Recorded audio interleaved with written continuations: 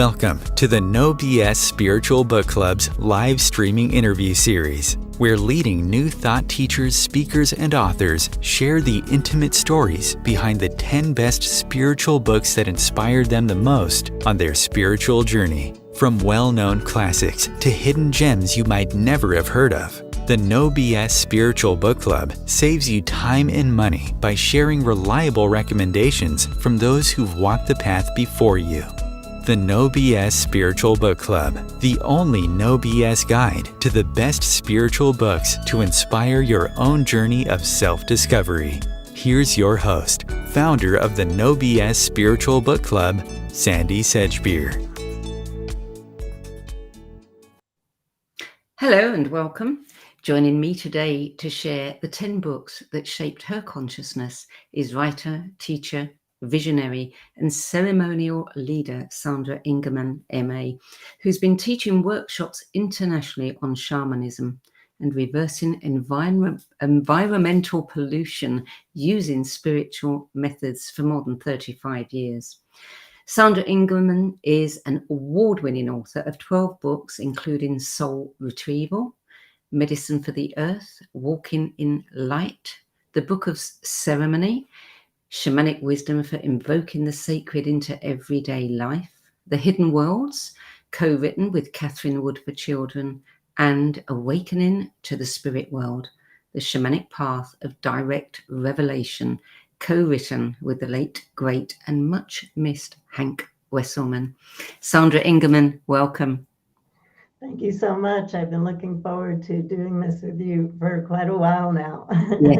Yes, me too. Sandra, you're passionate about helping people reconnect with nature and teaching us how to work together as a global community to manifest positive change.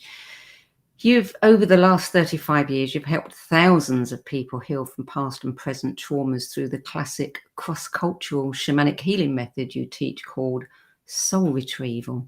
Do you recall when and how this passion for nature, healing, and shamanism first ignited in you?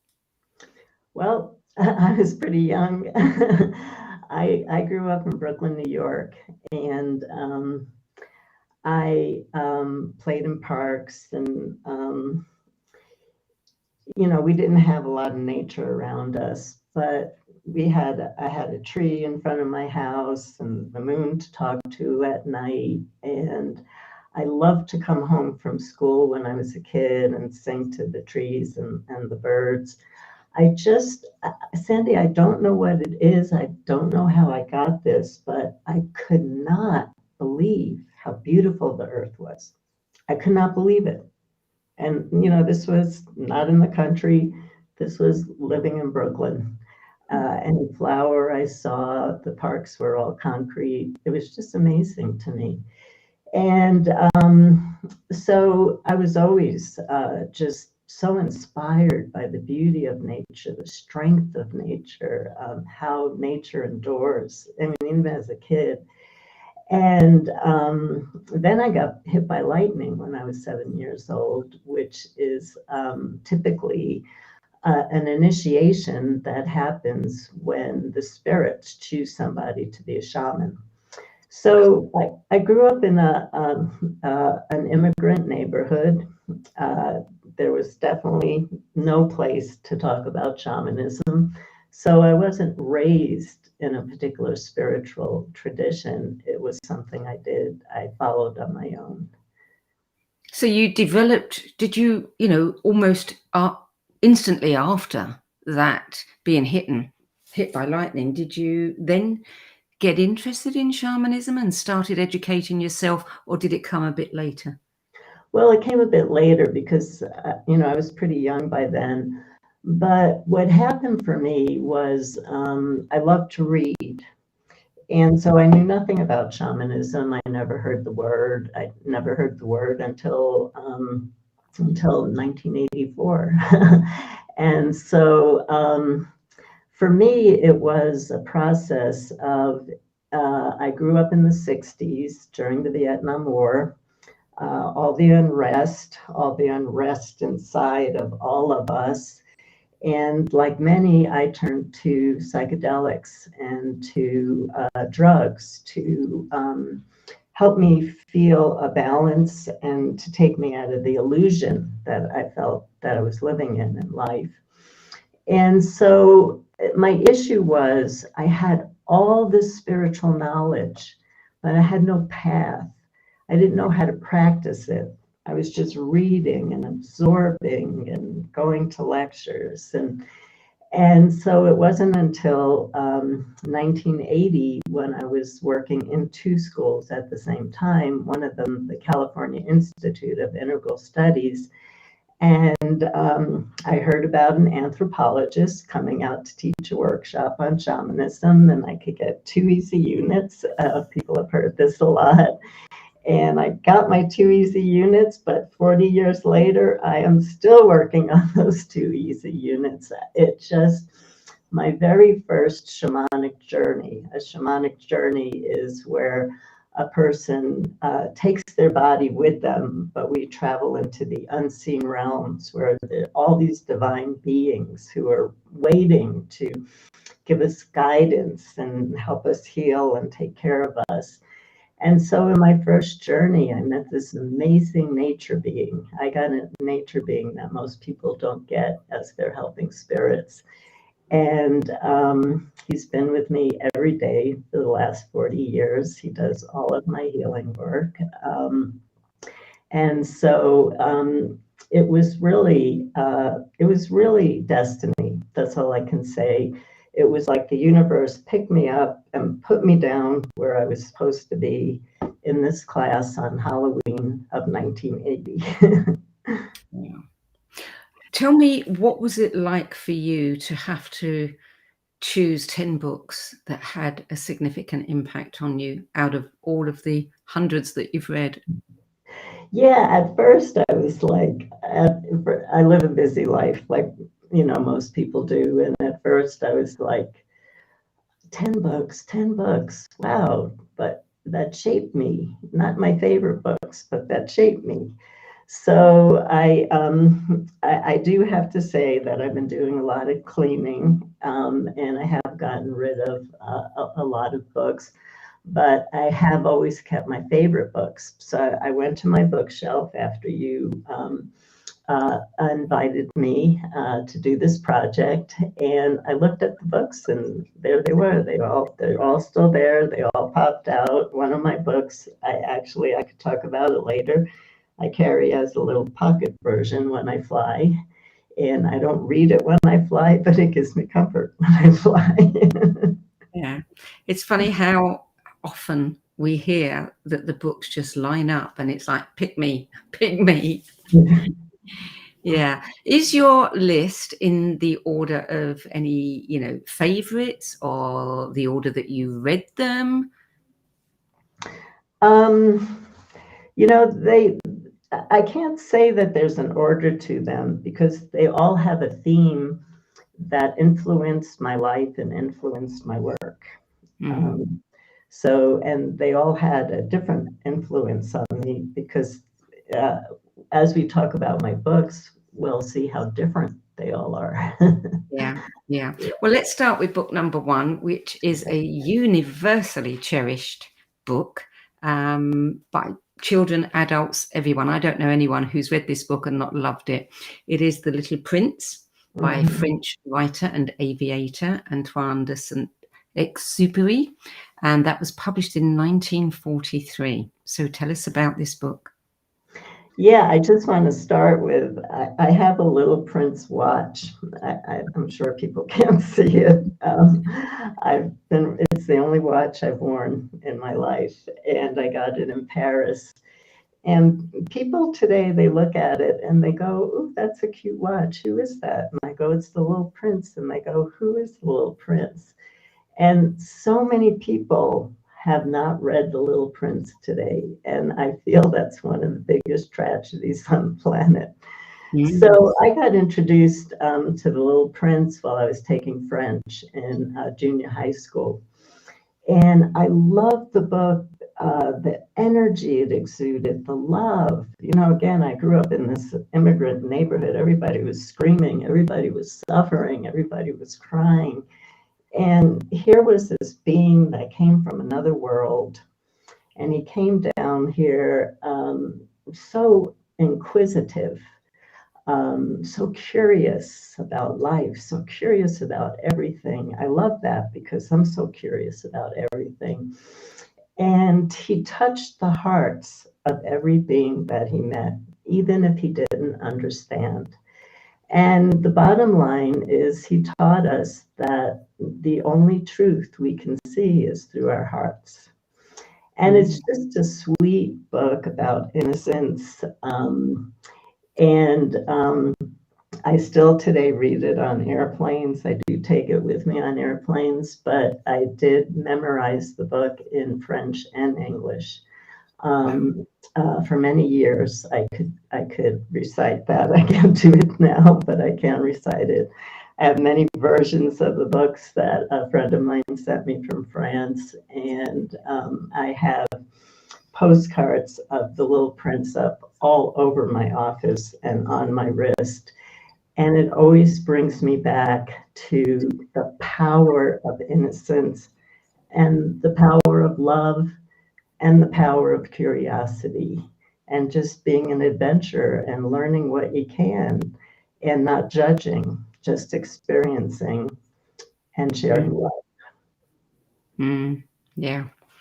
Book number 2, Like Water for Chocolate, by Laura Esquivel, published in 1989. And of course, I think this one was made into a movie as well. Yes, it was. So this is an interesting book for me, and I'll have to talk fast because this is my life. What this book is actually my life. And before I got into shamanism, and when I got into shamanism, there were answering machines, and I had no time to bake and cook anymore. I was known as a really good baker, and everything I made really looked bad. It would be like, I'm not going to eat this. I didn't know how to make everything look pretty, like you see in a cake shop. But people couldn't get enough of my baking. I baked every day. I worked at San Francisco State. I wasn't sleeping well, so I would bake at night. I'd bake all night long, and I could not keep anything. People just wanted it so much. And what I realized early on, I was aware of what was happening, was what all I was thinking about love was when I baked.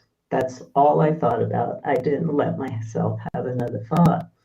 So then when I read Like Water for Chocolate, it was really interesting because she's cooking at a wedding. And if somebody cries and she sees it, she cries and it gets into the food, and everybody's eating the tears of the person in grief. And so we could go on and on where she would see somebody having a feeling, and that would end up being folded into her food and into her baked goods. And so in my life now, because I'm teaching so much about how shamanism is a way of life, it's not something that you do for a little bit, it's a way of life. And so I'm trying to teach people about the words we use, about the thoughts that are looping all the time, and how we daydream. And we have to understand that all of this is going into our food. Whatever we're thinking about is going into our food. When we bought it, how it was grown. And so I like to teach people to really focus on bringing love into their food. And the reason I loved Like Water for Chocolate was it's such an important book of teaching us about how our emotions get into our food, our drink, our collective, our field of energy, and that's what we're taking in. And it also teaches us about the joy. There were times when she started laughing while she was baking something. And while everybody was eating it, they would laugh with the man who was crying while everybody was eating the soup. Everybody was crying. So whatever emotion went into her food, the entire, everybody who was present at that wedding swallowed that same emotion. And so we have to think about how we swallow our words, how we swallow our feelings. What is the energy that we're putting into our food? What is the energy that we're putting out into the collective with our thoughts? And how do we transform those? And so that's a very, very core piece of my work. And so this book was a perfect example of how everybody at the wedding was affected by the emotions of every person there. And it's really about oneness. Yes, yes, indeed. I was looking up the book earlier, and I read that Laura Esquivel was a teacher. And in an interview, she once said, as a teacher, I realized that what one learns in school doesn't serve for very much at all. The only thing one can really learn is self-understanding. And this is something that cannot be taught. Beautiful. Beautiful. Really beautiful. Yeah. Yeah. So book number 3 is The Man Who Planted Trees by French writer Jean Giono, published in 1953. Oh, that's the year I was born. I didn't even realize that. So this book, when it came into my life, I teach, as Sandie said, I teach workshops and write books on how to reverse personal and environmental pollution. And for me, I've always been a tree lover. I mean, I'm a Capricorn, I'm really earthy. I just love trees and spend a lot of time looking at pictures of trees. I know a lot of you do. I know the spiritual community is in love with trees as much as I am. And I've always had this thing because I used to be a firefighter for the Oregon Forest Service. And I always watched, after a fire burn, the hills and what happened after, because, we would have the opportunity after the fire was over to do some cleanup work and see what happened to the land. And I always imagined, what would it be like to be one of those tree planters for the Forest Service? What would it be like for my whole life to be walking around mountains planting trees? And so when this book came to me, The Man Who Planted Trees, it was so inspiring to me because this is what we all should be doing right now. We should be going out there and planting trees. I have a friend who just lost 175 acres of land to a fire. And, that's the plan, is all the planting of trees that's going to happen now. And this is what the earth needs. And trees are our family. And I know every person who is listening knows this, and I don't have to explain it to anyone. So it's an inspirational book about a man who, on his own, decided to go out and make this world beautiful by planting as many trees as he could. So I really loved it. And that's the book I take when I fly. I have a pocket version of it. I don't know why it brings me psychological comfort. It's always with me when I take a trip. Interesting. You're in the air, and that's your connection to the ground, to the earth. Yeah. Yeah. And apparently it was Giono's hope to set in motion a worldwide reforestation program. Yeah. Yeah. What a beautiful way to inspire people and to tell this story, and hope that then they would, take up the challenge. Yeah. There's an animated version of it, as a film, and you can still get it It's really wonderful to watch. Mm. Book number 4, this certainly did something to my brain when I read it. The Brain That Changes Itself, Stories of Personal Triumph from the Frontiers of Brain Science by psychiatrist and psychoanalyst Norman Doidge.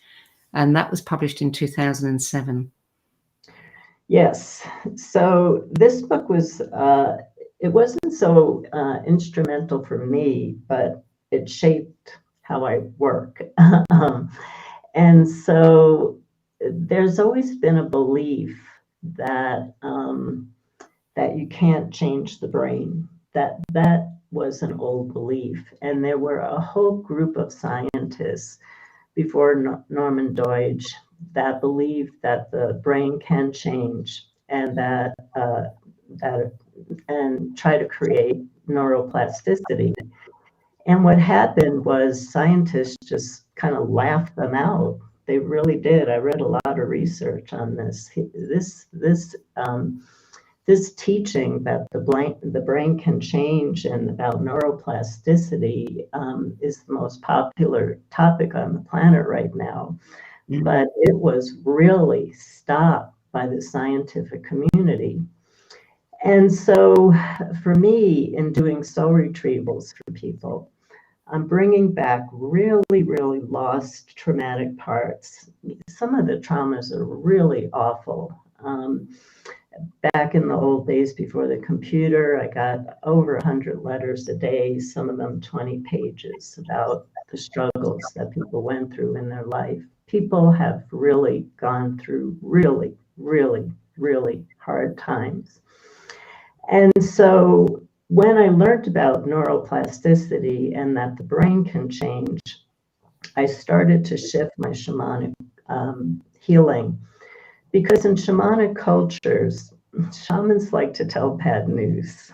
You know, they'll say, well, you were cursed, you know, and this happened, or, you know, or bad luck is coming your way, be careful, you know, watch your step out there. And so you plant a seed. You plant a seed, just like we plant a seed for a tree. When you plant a seed, whatever you planted is going to grow. And so in a modern day, psychologically sophisticated culture, I felt that I had to change how I talked to clients after a soul retrieval. And a lot of my students, you know, went to South America, went to Siberia, studied with different shamans, and they come back and they share like traditional cultures do and PTSD, and they have to go to psychotherapy for 5 years. We have to understand that the practice of shamanism is over 100,000 years, and so it keeps evolving for the changing times. Even some of the shamans down in South America are changing their chants that they've been chanting forever because of changing times. And so I found with shamanic healing, to really work with neuroplasticity, as Norman Doidge talked about it in his book, I had to start talking about what was the positive that got brought back. What was the strength? What was the joy that's going to make you wake up tomorrow feeling like, yes, I'm happy to be here, instead of saying, oh, I went for a shamanic session and I got more bad news. And so I found by using words and helping plant the correct seeds in my clients around thoughts about their life, about their desires, about what they want to do, different perceptions about their hurts, but always talking about what they have to look forward to. Yeah. It changes their lives. And so I learned that the brain does change if you change your behavior of how you work with people. Yeah, yeah. And I think they've done quite a lot of tests now working with different people. I know Daniel Goleman wrote a book about how the brain changes with meditation. Mm-hmm. So the evidence is there. Yes. Yeah. Yeah, I mean, thousands of people are being healed of all kinds of neurological issues just by working with different neuroplasticity practices. And so it's a blessing that these scientists forged ahead when everybody tried to stop them. What a blessing that they brought this to each and every one of us so that we can heal. Yeah, indeed. Book number 5 is The Power of Awareness by Neville Lancelot Goddard, originally published in 1951. I love his middle name. Tell us about this book. Well, I'm a real Neville fan, and so I still listen to Neville today. Um, uh, for me, I'm such a dreamer. I was always a dreamer when I was a kid. And at the age of 7, I sat on the couch. I remember this really clearly. And I said, everybody's getting this wrong. Everybody's getting this wrong. Everybody's so unhappy. And we were born to have this incredibly joyful life. And I am going to dedicate the rest of my life to help people feel joy. I was 7 years old when I did that one. That was after lightning, so I guess I got some of my destiny during that experience. And so Neville teaches that we all have the same opportunity. Nobody has more opportunities than anybody else, because everything in this manifest world begins with our imagination. And I have found this to be true in my own life, that imagination creates reality. And way before I got introduced to Neville, I was teaching that in my Medicine for the Earth workshops of imagination creates reality. What are you imagining? What are you dreaming? I take people on a journey to the master or mistress of daydreams, where they reflect on what their daydreams are and what they're manifesting because of their daydreams. And Neville did this in such a potent way of teaching people how to occupy a new space. His whole thing was about occupying a new space. So here's Sandra Ingerman here, and I'm just going to make something up. Here's Sandra Ingerman here. It's a beautiful day in Santa Fe, but I'm dealing with some allergies. And so just kind of shut my eyes for a moment, and I see myself walking into a room and saying, and a bunch of friends are sitting there, and I'm saying, the other day I had this thing where I felt allergies, I felt a little bit depressed, but that's all over. That's all over. That was a different time. And now I'm feeling really wonderful. And my friends are going, oh, Sandra, that's so great. I'm so happy that you've been able to come through this particular time. And so this is kind of what Neville's work is. He wrote a lot of books, but basically that's the bottom line, is that what you're thinking about is creating your future reality. What you're thinking about right now is marching ahead and building that reality that you're thinking about right now. So he talks about, he teaches that if you want to change your reality, the only way to change it is with your imagination, because everything here is only imagination. If you don't like it, use your imagination to change it. But you have to fully occupy the space. You have to see yourself in a new life. You have to hear the words of new people in your life. You have to feel the feelings of being in this life, taste the taste that you would taste, the smells that you would smell. You really have to get involved. So it's like shamanic work where shamans truly journey into unseen realms and build a new reality that they can bring down into the seen realms, we build an invisible world of substance before anything manifests on the earth.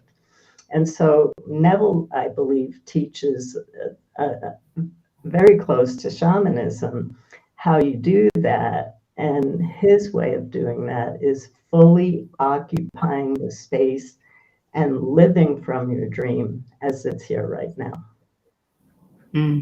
Yeah, yeah. Long before The Secret came along, he was sharing the secret. Yeah. Yeah.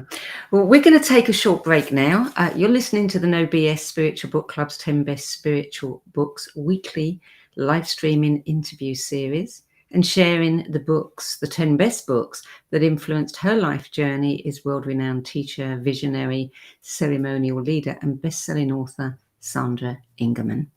We'll be back with more from Sandra Ingerman after this break.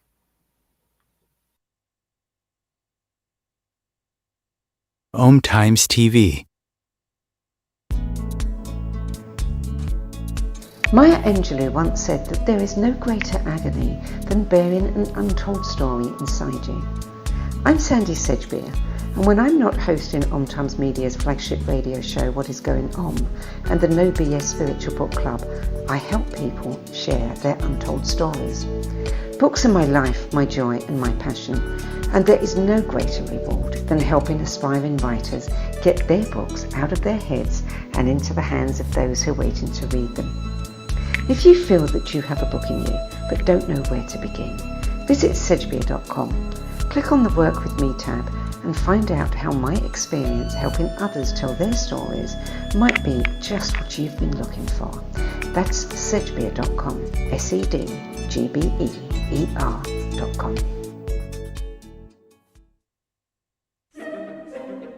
Imagine becoming a super influencer. Reinvent yourself, invest in your brand, and then manifest your success with a robust spheric approach. Om Times Media and Broadcasting offers a unique and multifaceted way to become the spiritual and conscious influencer you deserve to be by putting your message across our powerful platform with its proven record of integrity and excellence. Through our produced shows, Om Times offers the opportunity to become a social media TV personality, a radio show host, an Om Times magazine columnist, and a syndicated podcaster, all in one shot. By live streaming your show on Om Times TV and broadcasting it across the extensive Om Times radio and TV networks, you become more than a host. You become an ambassador and a force for positive change. Om Times. Open yourself to the possibilities. There are 16 million children struggling with hunger in America. That's 1 in 5 daughters, sons, neighbors, and classmates who don't know where their next meal is coming from. Yet billions of pounds of good food go to waste every year. It's time we do something about it. Feeding America is a nationwide network of food banks that helps provide meals to millions of kids and families in need. Visit feedingamerica.org to help them feed even more. Together, we can solve hunger. Together, we're feeding America. Welcome back. Sandra Ingerman, Book 6, How to Master the Art of Personal Health, The Power of Attaining and Maintaining Your Health by Jack Schwartz. This was published in 1996. And what a story here. Yeah, he was an amazing man. And I did get to talk to his wife after Jack died. So as I've been talking, I've had this real interest in looking at how we can reverse the pollution that we're dealing with on the planet. And I started researching before I even started writing on this. I tried to look at every single book, every spiritual tradition where they talked about miracles. So of course, I looked at the Bible, I looked at the Kabbalah, I looked at all the Sanskrit, East Indian material, the Taoist, and the list goes on, the alchemical. God, I learned so unbelievable much. And what I was looking for is not just those miracles where, in a dream, somebody comes in and says, I'm going to do a soul retrieval for you, and here it is, and your life has changed forever. I was looking for people who were so tuned in to the power of oneness that their presence would be a healing force. That was really what I was looking for. And out of all the stories that I read of all the mystics and the shamans and the gurus that could perform amazing miracles, I really saw that if you bring together intention and love and union and harmony and concentration and focus and imagination, you can heal anything. And so I started teaching that work. But what really impassioned me, what really inspired me was Jack Schwartz, because he was a modern day mystic, just a regular guy. You didn't have an ashram where, thousands of people were coming to visit him to watch his miraculous acts, although he did do the TV circuit for a while.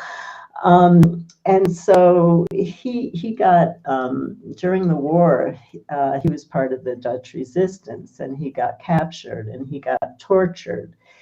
And right in front of his torturer's eyes, all of his wounds would heal. They would never stay. As soon as a wound would be put upon him, it healed.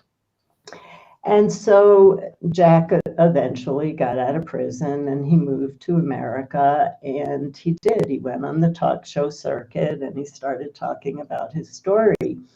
And he said, you can open up any telephone book and you can see 1,000 Jack Schwartzes. But he said, when I was being tortured, I was not Jack Schwartz. I was God. I was one with God, not just kind of focused on who I'm connected to. It's that experience of being in complete oneness, every cell of your body. There was no Jack Schwartz. There was only Source that was in his body at that point. And so when you're one with Source, you can't be hurt.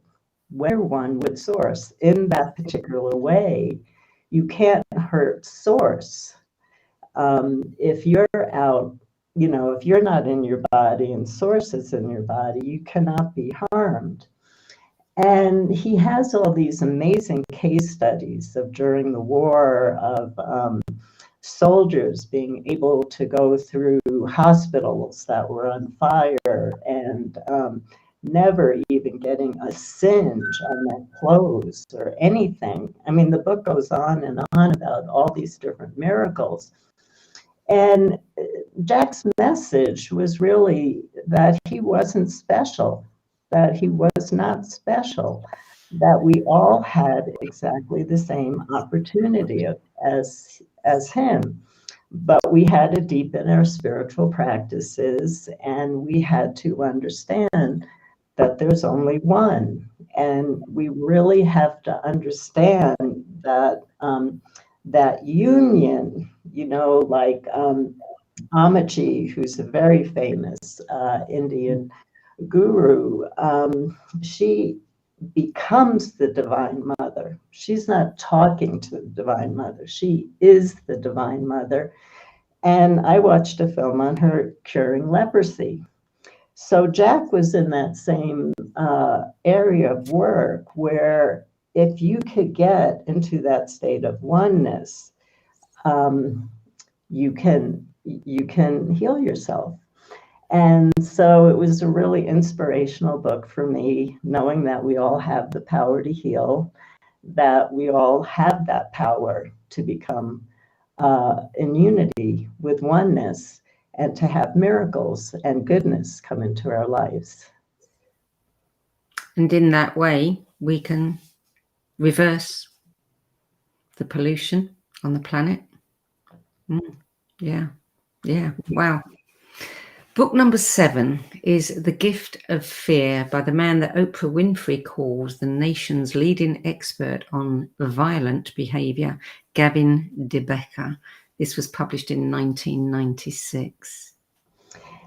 Yeah, it's a book that I would never think about buying, on my own.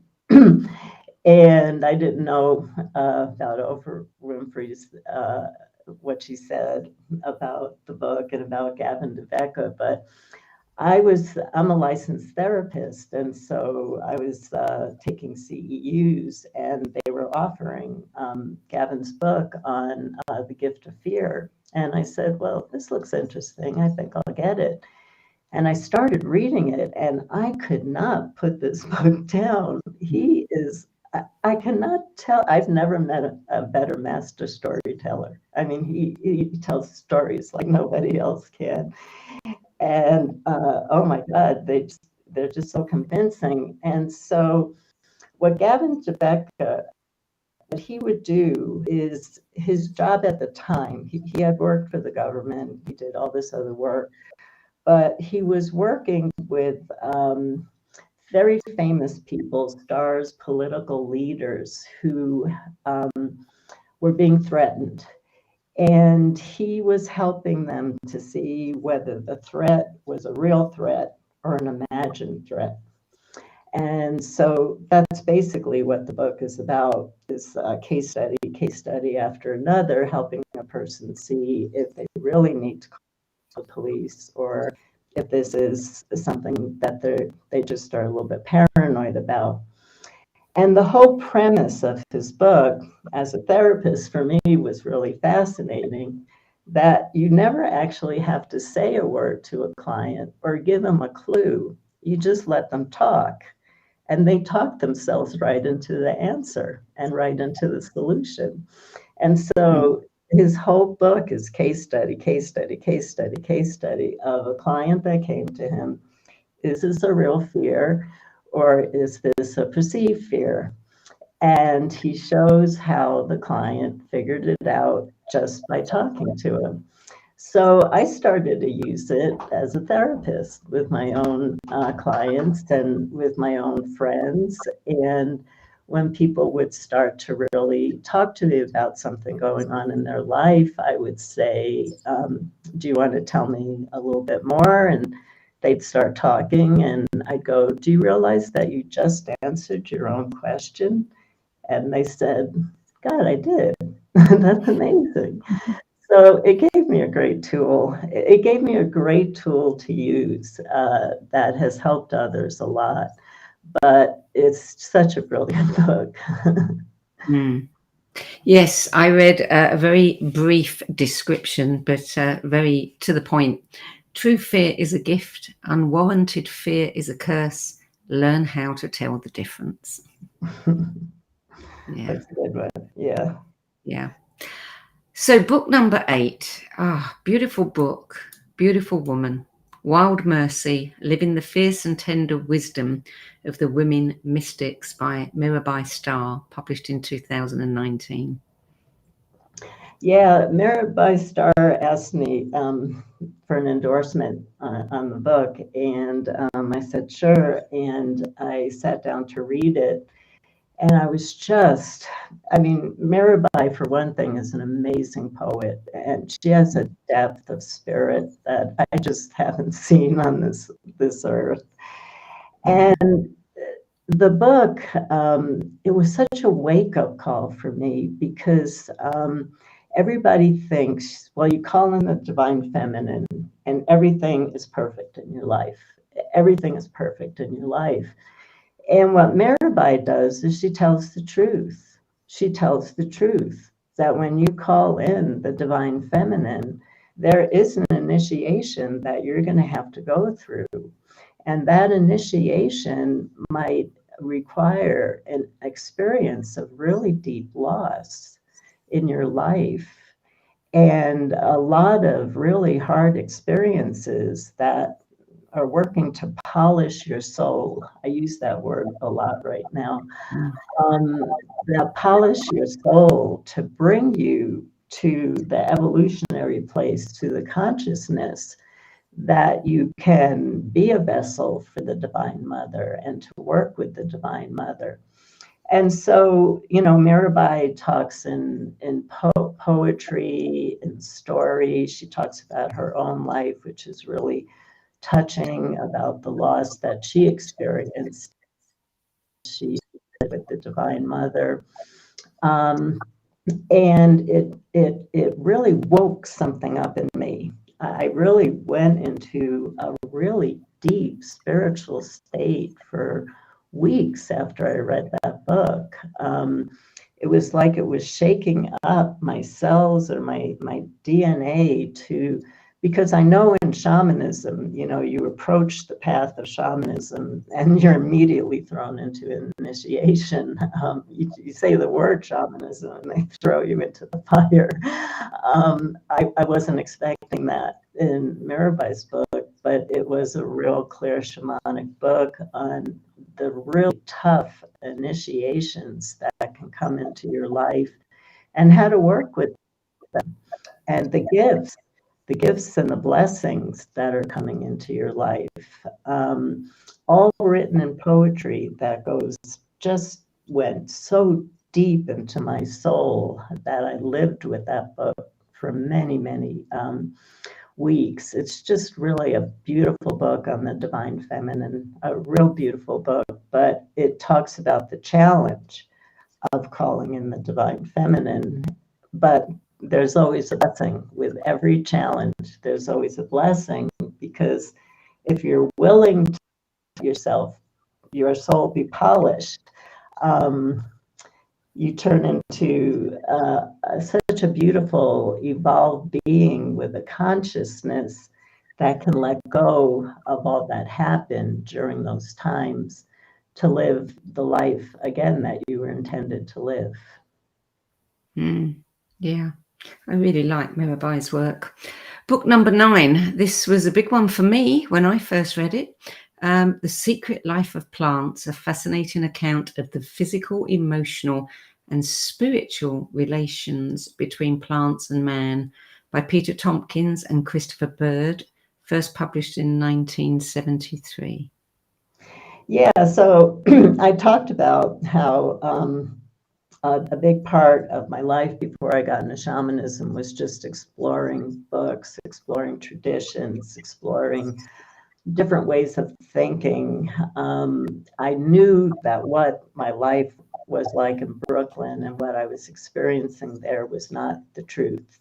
I knew that there was another world that I could experience. And so when I came upon The Secret Life of Plants, and at the time I had 100 plants in my apartment, a small apartment in San Francisco, and I did talk to them a lot, and they got a tremendous amount of energy from me. And so to actually read a book that made me think I wasn't crazy, that plants have a consciousness, because back in the 70s, I really wasn't thinking about consciousness in nature. You know, that wasn't a place that I was looking. But it really brought me to that place that plants have a consciousness and they're sentient beings. And I had 2 African violets, and I loved them, and they always flowered. They were so beautiful. And one of them got aphids, and I did everything possible to save this plant, and I couldn't save it. And then I noticed a few days later that something was going on with the plant that was sitting next to it. And it wasn't aphids, but the crown had disconnected from the plant, had actually disconnected from the plant.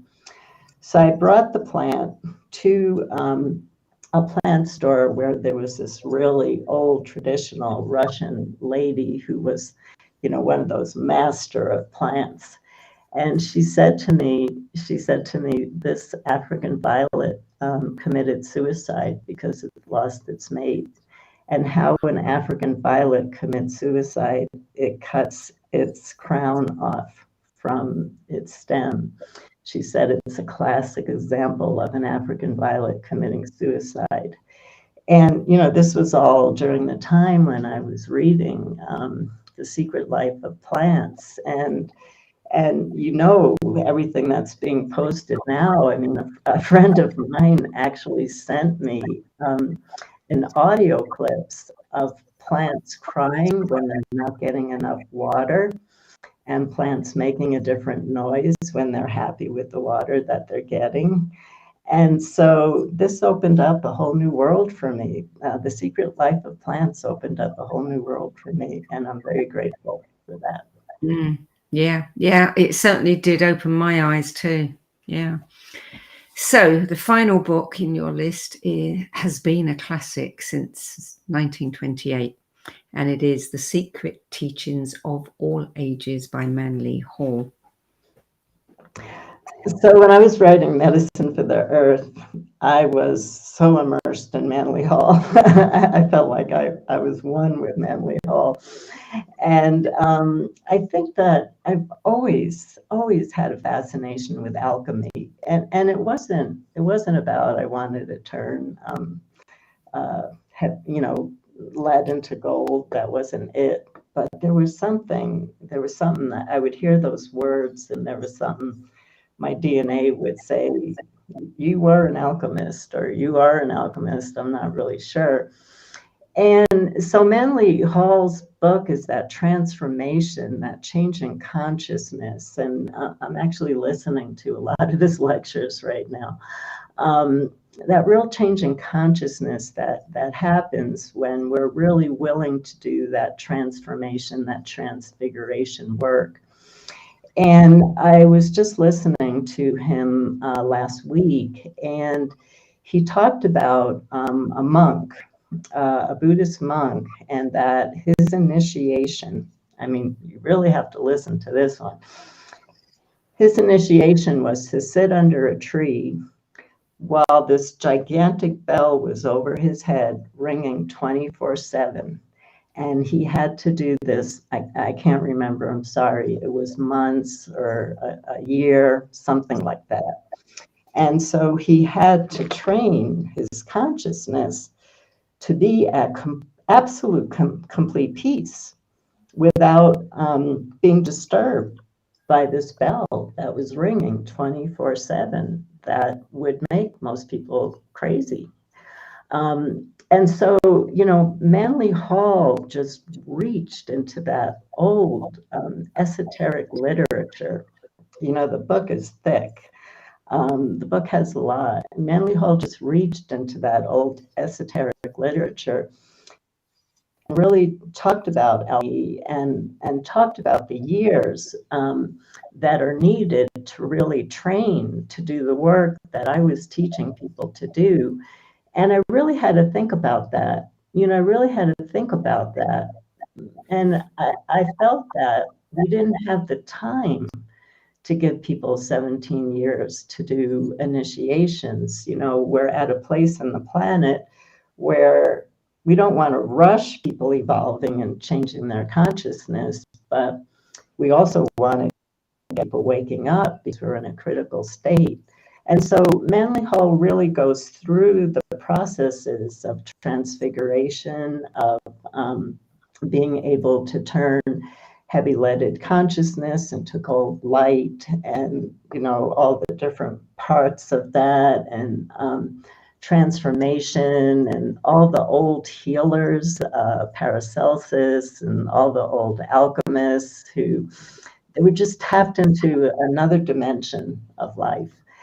And I'm tapped into that other dimension, and that's where I want to be for the rest of my life. I want to keep exploring those places that Paracelsus got to, that Manly Hall wrote about. I really want to explore some of those places. And there's just really deep wisdom teachers, really old Hermetic, alchemical, deep wisdom teachers.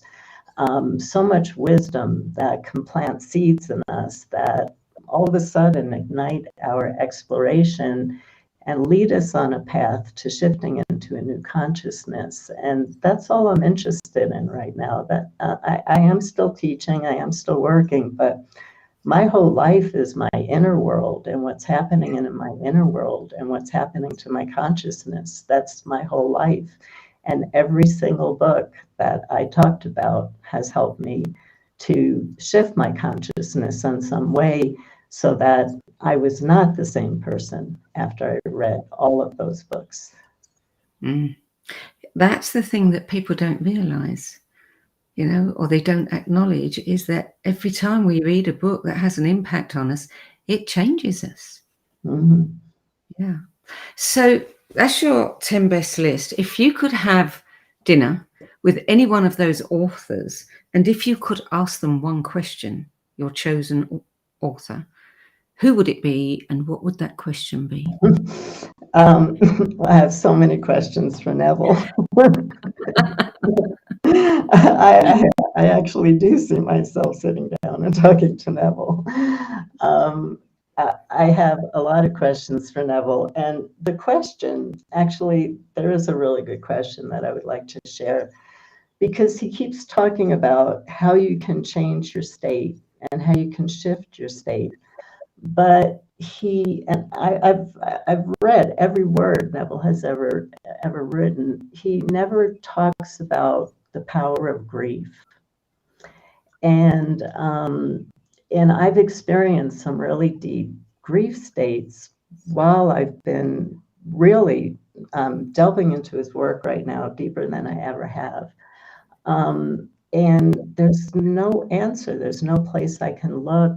It's always how to occupy a new space. But I would like to know, where a place of grief and sadness comes into his work. Where is there a place for that? And besides just imagining that it's not happening, is there another way that he knows that we can sit with that in a healthy way? Well, if you get the answer to that question at any time, please do come back and share it with us. I will. So you know, we ask every single contributor to give us some keywords that describe themselves, not just the, you know, the bio kinds of keywords, but a few quirky ones that give us an insight into who they are. And yours were shaman woman, starry-eyed writer, childlike artist, an avid spinner. Tell me about the avid spinner. Well, I love bringing the unseen into the scene, and think of all the fairy tales about spinning. I spin yarn, and all the fairy tales of spinning. And so I've made Afghans where while I was spinning, I just kept repeating love, love, love, love, love. And every stitch that I used to crochet, I put in love. And I sleep under those blankets. And I used to, in my workshops, I used to make joy balls for people. So you can bring through these magical energies from the unseen realms, and you can spin them into manifestation. And you can in my spinning workshops, we used to do soul retrievals. We blow the soul into the yarn and put a bracelet around someone. And there's just so much you can do. But it's a magical practice, because the art of spinning is you're taking what you built in the unseen realms, the energy in unseen realms, and you're manifesting it here. Wow, what a great thing that would be, to be spinning, you know, things to wrap newborn babies in that are filled with love. Yeah, yeah, we need more of that. Yeah, we definitely need more of that. Absolutely. I want to talk about. I saw that you were a creator. You'd created a transmutation app, and I went in search of it, and I couldn't find it on the UK Apple Store. You know, the App Store. Is this something that's only available in America? No, I had to update the app. It stopped working on Apple, and it stopped working on Android devices. And so when I changed the app, I changed the title, and it's how to healing your thoughts, healing your thoughts. And it's everything I've been talking about. So like for me, I set it so that it goes off every 2 hours. So every 2 hours, I get a little fairy bell. I picked the fairy bell as my sound. And it says, what are you thinking about right now?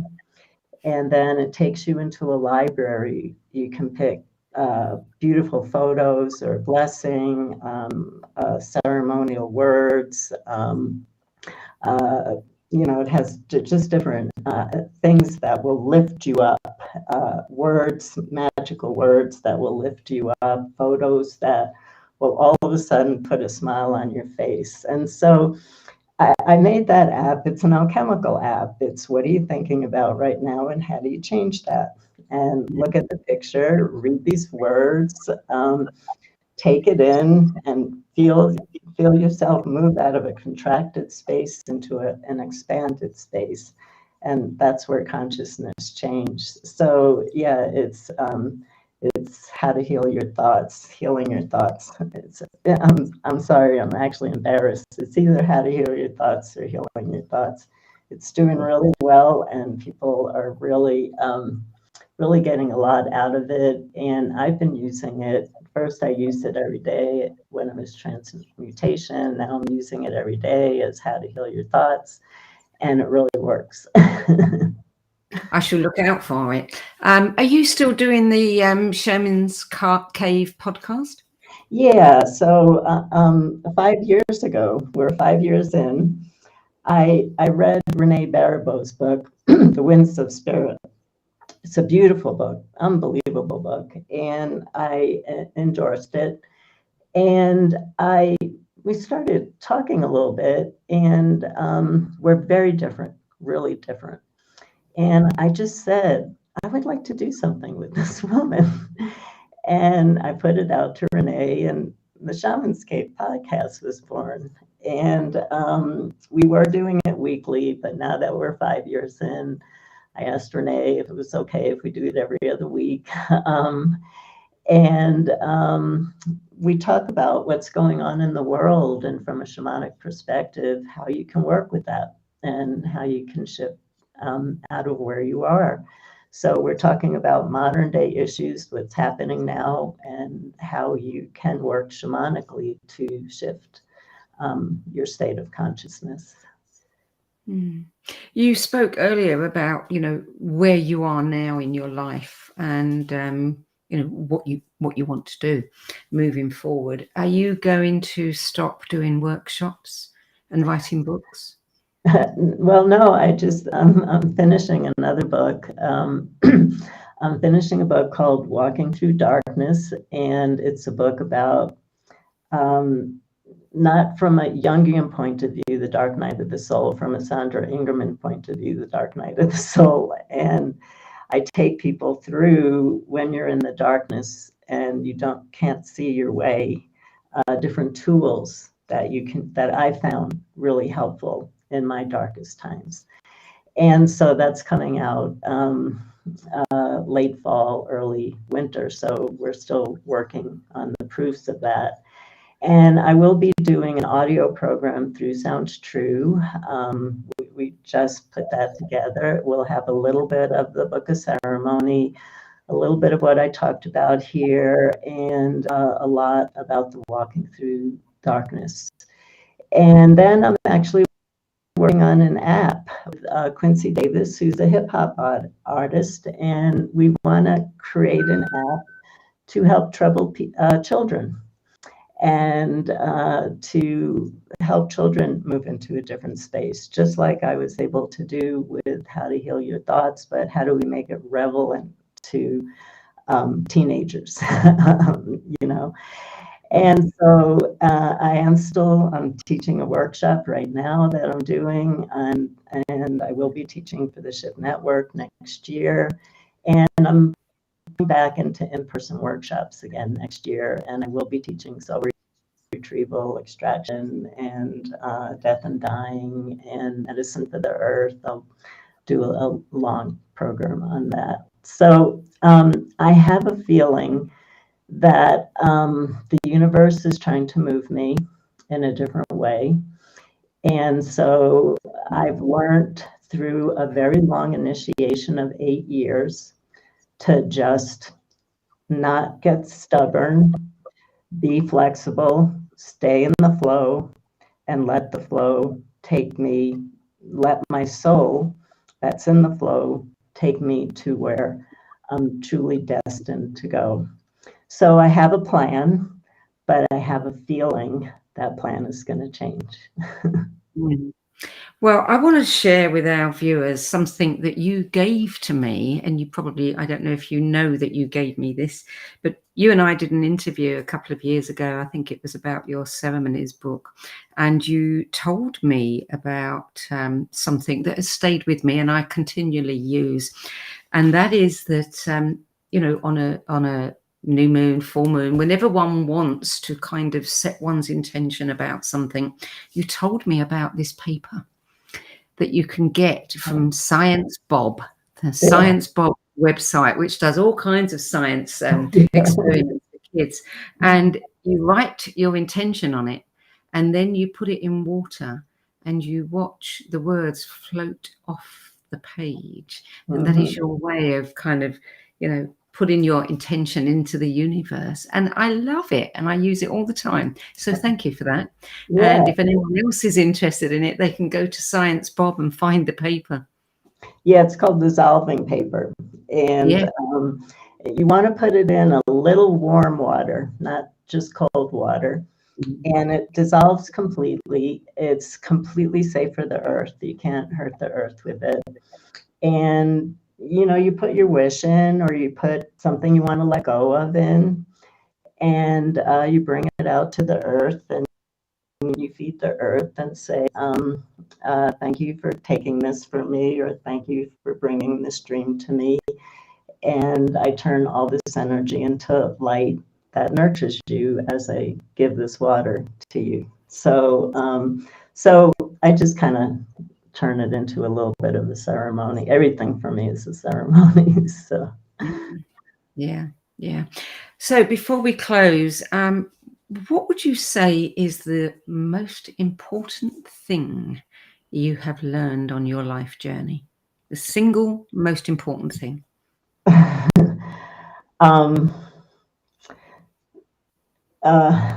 Well, to stop being stubborn and to be present. Yeah. That's good advice for all of us. Yeah. Sandra Ingerman, thank you so much for adding your 10 best list to the No BS Spiritual Book Club's library of recommendations. Thank you, Sandie. It was a real joy, and I know my group is going to love listening to this, and it's been a real joy. And I wish everybody who's been listening many, many blessings, and may you find the books that help you find a way on the path and the flow to the goodness of life. Thank you. To that. So for more information about Sandra Ingerman, her work, her courses, her books, podcasts, apps, just about everything, you can visit sandraingerman.com and shamanicteachers.com. That's it for this week. I'm Sandie Sedgbeer, and I'll be back at the same time next week with another 10 best interview for the No BS Spiritual Book Club. Till then, it's goodbye from me. And a heartfelt thank you to Sandra Ingerman. Thank you, Sandra.